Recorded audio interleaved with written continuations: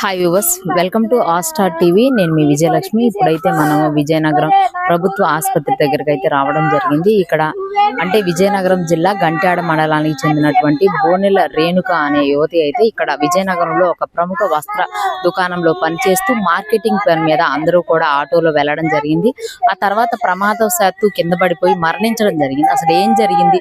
వాళ్ళ తల్లిదండ్రులు అయితే ఇక్కడ బోరును విలపిస్తూ ఉన్నారు. వాళ్ళిద్దరు అక్క చెల్లెళ్ళు అని చెప్పు అయితే ఇద్దరు అక్క సమ్మక్క సారక్క అని చాలా ఆనందంగా ఉండే వాళ్ళని వాళ్ళు విలపిస్తూ ఉన్నారు. వాళ్ళని అడిగి తెలుసుకుందాం.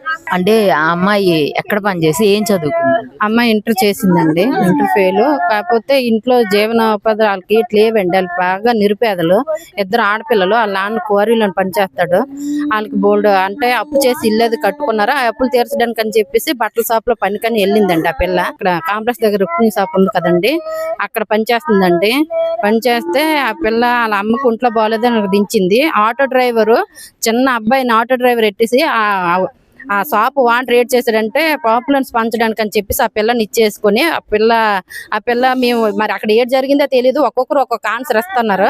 ఇప్పుడు వచ్చి షాప్ వాంటర్ అని రాలేదు. ఏదైనా వీళ్ళకి అనేది న్యాయం అయితే చెయ్యాలండి. అప్పులు ఉన్నాయని అని చెప్పేసి ఆ పిల్ల చదువుకున్న వయసులో నా పిల్ల పని చేయడానికి వెళ్ళిందండి. అక్కడ కనీసం ఇప్పుడు వచ్చేసి వాళ్ళ పిల్ల అయితే అలాగే చేస్తారండి. రేణుక వాళ్ళ మదర్ అయితే మనతో పాటు ఉన్నారు, మాట్లాడిద్దాము.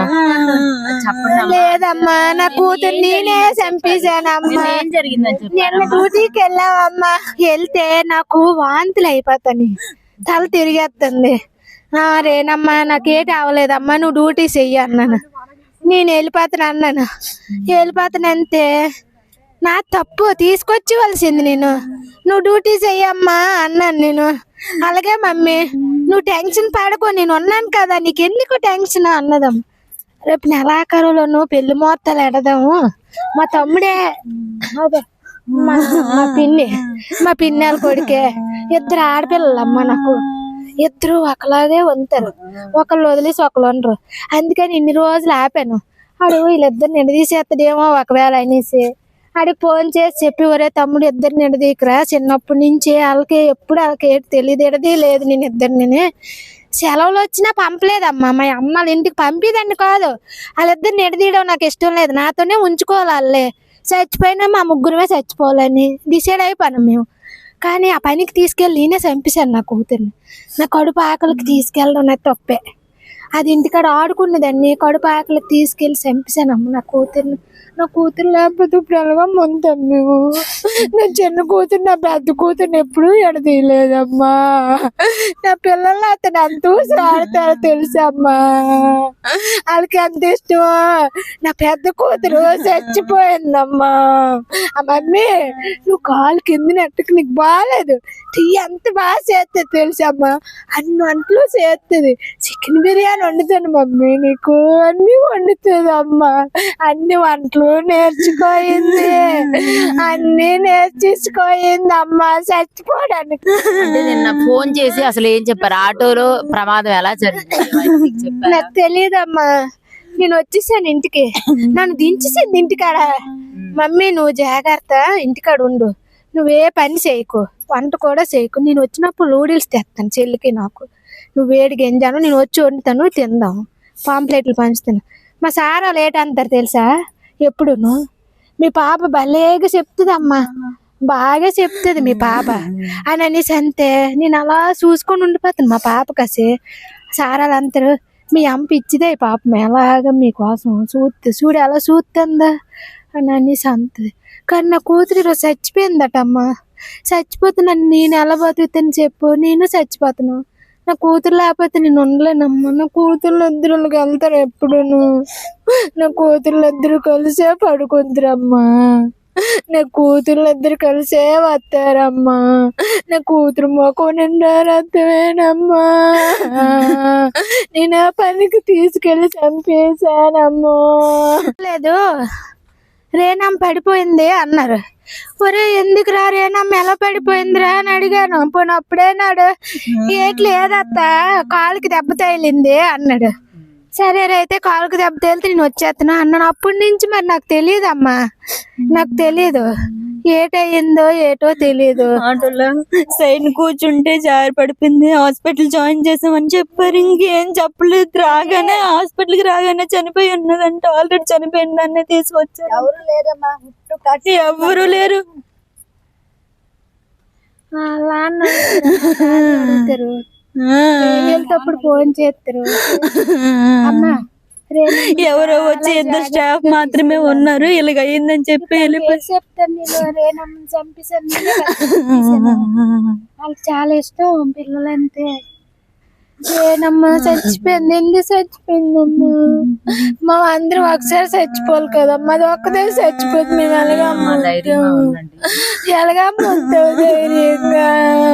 సో మనకి ఉన్న సమాచారం ప్రకారం అయితే మాత్రం అంటే పాంప్లెట్లు పంచడానికి ఆటోలో అయితే అంటే ఒక చిన్న అబ్బాయి అయితే డ్రైవర్ గా పంపించడం జరిగిందని చెప్పేసి ఎవరైతే ఆ వస్త్ర దుకాణం వ్యాపారస్తులు అయితే ఇంతవరకు వీళ్ళ వద్దకైతే చేరలేదని చెప్పేసి వాళ్ళు ఇద్దరున్న ఆడపిల్లలు అయితే ఇద్దరు ట్విన్స్ లాగా ఉంటారు. వాళ్ళిద్దరిని విడదీయడం ఇష్టం లేకే ఇన్ని రోజులు పెళ్లి కూడా చేయలేదు. వాళ్ళ ఆర్థిక పరిస్థితి బాగోలేక మేము పంపించడం జరిగింది షాప్ కని అయితే వాళ్ళ తల్లిదండ్రులు అయితే చాలా విలపిస్తూ ఉన్నారనమాట. ఈ రోజు వాళ్ళకి ఏ విధమైనటువంటి అంటే ఇల్లు కట్టుకుని అప్పులైన ఖచ్చితంగా వాళ్ళు న్యాయం చేయాలి ఆ కుటుంబానికి అయితే విలపిస్తూ ఉన్నారు.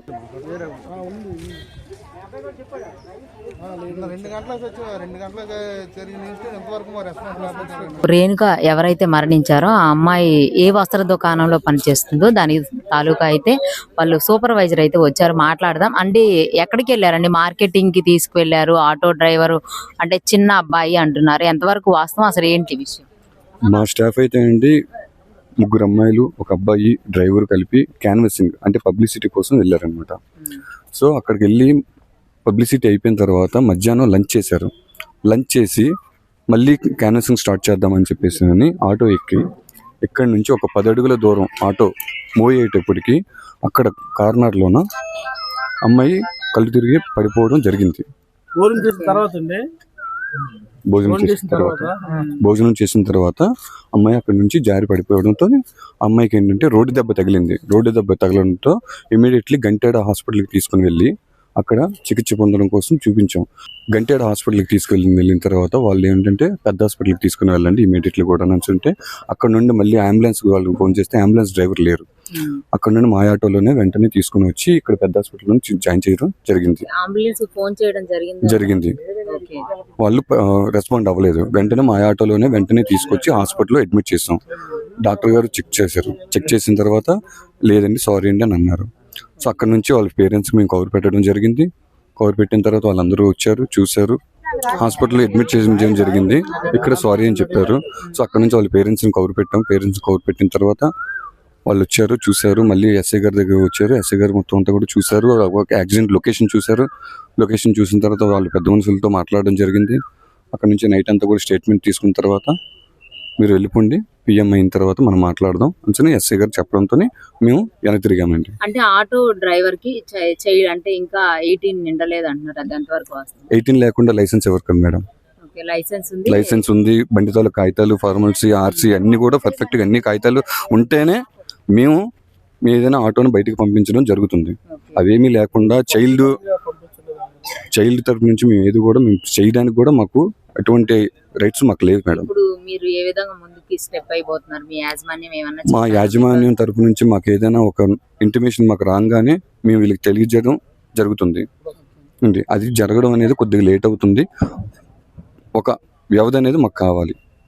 దానికి కొద్దిగా ఓపికగా ఉంటే మేము చేయవలసింది న్యాయం చేయడానికి అయితే మేము ముందున్నాం.